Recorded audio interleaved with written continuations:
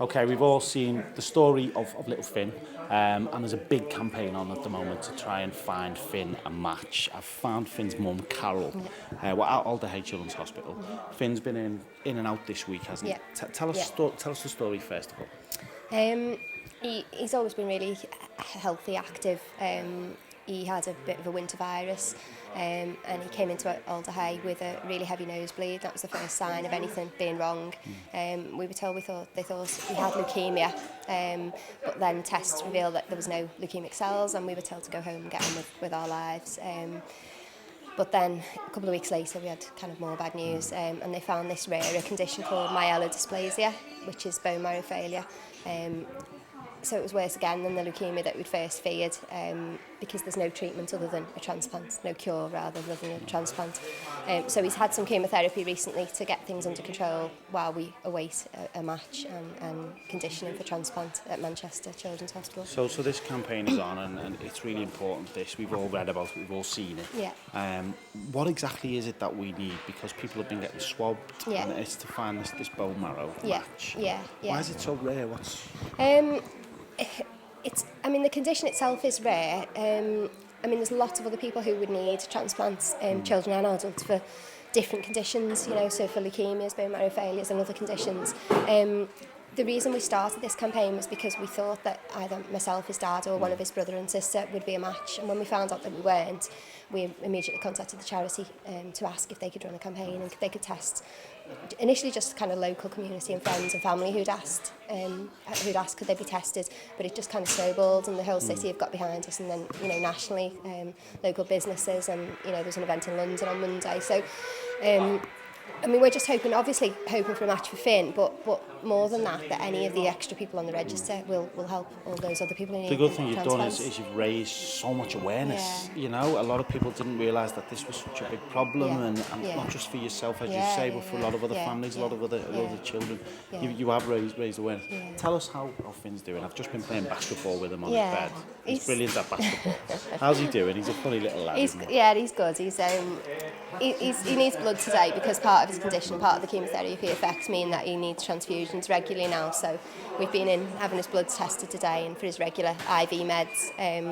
But he's needed some blood transfusions. Other than that, he's doing well. He's losing his hair now, and he's a bit upset about that. That's kind of a big knock. But generally, he's done really well. The doctors have been really pleased with how he's coped with chemotherapy and its side effects. And as you can see, he's playing basketball now with his dad in the background. It was great before. I was talking to Mum off camera before, and Finn was there, and we kept going, "You've got that wrong, Mum. It's intensive, not that." I think he's going to be a doctor. I think he doesn't let me take the blood results anymore. He says they're mine, and he tells everybody his hemoglobin level, his neutrophils, and he says, "I think I'm going to need platelets today because, I've got a couple of bruises," and so he's not fazed by any of it really. He's kind of, he's got his head around all the medical stuff. He still gets a bit overwhelmed when there's new procedures and things, but he's been amazing really. He's coped really well. Tell me, Carol, how are you and Dad getting on? Because it must be... We're all right. We've got two other kids at home. We've got Lucas is 6 and the baby's 18 months, Darren. So you've got to keep things really normal. Try and stay in the same routine and stuff for them. So we're okay. We have moments where it's hard. Today's been a really tough day because of his hair coming out. And he's been really upset over that. And he's always had quite long hair, as you can see from the pictures. So the fact that he's losing that is really tough. We took him to the barbers to get it cut short, and he got really upset. And he's left now with kind of half of it cut and half not. So we're just trying to work through that. 7 years old. He's a cool little dude. It's going to be hard, isn't it? Just watching him, he is amazing. You're doing an amazing job. Long hours you're putting in, and for this campaign as well, you're doing fantastic. So commend you for that. Have you got a message for anyone that can help and is willing to help? I think one of the biggest things that's come out is that people thought it was a lot more difficult to get on the register than it actually is. It's a simple mouth swab and a form to fill in, so it takes 5 or 10 minutes. And then if you are a match, then it's in most cases as simple as a blood transfusion. It's about 3 or 4 hours. They take peripheral blood from your arm. In a small number of cases, you might need to have bone marrow extracted, so that's a trip to theatre, but usually only an overnight. And even that, for to help somebody and to give someone the chance of life is such a small thing. The doctors describe it as maybe being in a tough game of football or something maybe, and you think, well, you know, we can all do that. And everybody I've spoken to said, God, you know, I'd do that in a heartbeat, really. I mean, the only other thing I'd love to say is that we've had a team of volunteers that have been supporting us to run these events, to manage them. Joe from Delete Blood Cancer, a lot of my friends and family have you know, really pulled out all the stops to do this because we've been tied up in the hospital so much. They've practically run these campaigns for us. So I know Radio City done something Radio special City last week. Was a big a lot of people turned up. So have you got a message for Liverpool?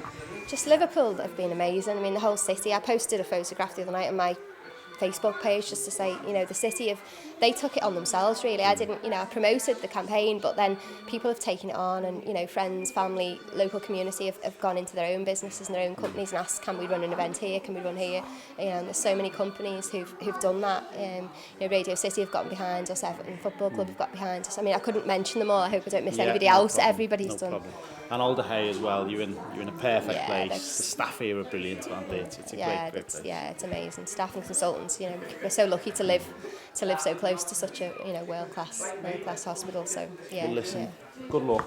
Finn's over there. I'm going to go and challenge you to basketball now, Finn. Okay, me and you are on. Oh, you've had it. You ready for this? You've had it. He's good, you know. He's brilliant. Thank you for chatting to us, Carole. Good luck. Keep us posted. Thanks, on Jack. Facebook, just search for Find Finn a Match. Everything is on there. It's on the T-shirt. Give it a nose and please get involved if you can.